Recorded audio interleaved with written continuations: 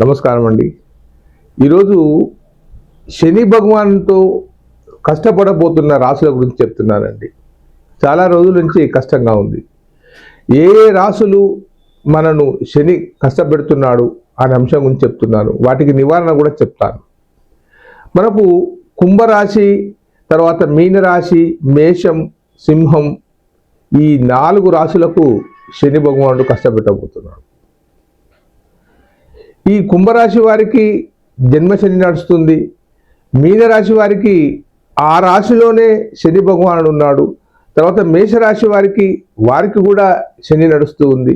తర్వాత సింహరాశి వారికి 8వ ఇంట శని నడుస్తున్నాడు. జన్మంలో రాహు 2 సంవత్సరాలు చాలా ఇబ్బందిదాయకంగా చేస్తాడు కుంభరాశి వారికి. అటు తర్వాత మీనరాశి వారికి కనీసం 7.5 సంవత్సరాలు ఇబ్బంది చేస్తాడు. ఈ శని ఇబ్బంది జరిగినప్పుడు ఏం జరుగుతుంది?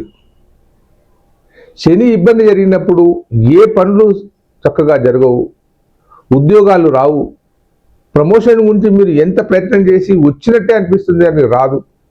దాంతోపాటు వివాహ విషయాలలో కూడా మీకు సంబంధాలు దగ్గరగా వస్తాయి. ఇక రేపైతే మనకు ఎంగేజ్మెంట్ అయిపోతుందని అనుకుంటాం, తీరా మాకు జాతకం కలవలేదని చెప్తారు. ఆర్థిక వెసులుబాటు లేక నానా నరకయాతన పడుతూ ఉంటారు. బట్టలు చిరిగిపోతాయి, చెప్పులు అరిగిపోతాయి. మనను ఎవడైతే మనం చూసి భయపడతాడో వాడే మనను నిందిస్తూ ఉంటాడు, తిడుతూ ఉంటాడు. కాబట్టి ఈ శని ఎప్పుడైతే వస్తుందో మనం తగు జాగ్రత్తలలో ఉండవలసిన అవసరం ఉంది.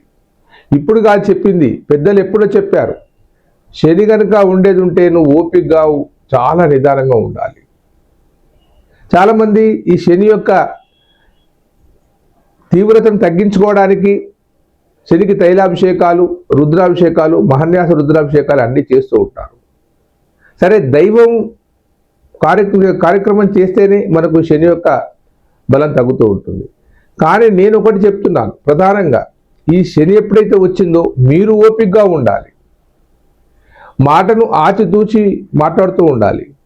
అసత్య వాక్కులు పలకకూడదు. ఉద్యోగానికి వెళ్లే ముందు టైం ఉందిలే అనుకోకూడదు. ఒక అరగంట ముందే బయలుదేరడం చేయాలి. వేలకు నిద్రపోవాలి. దుర్వ్యసనాల వైపుకు వెళ్ళకూడదు.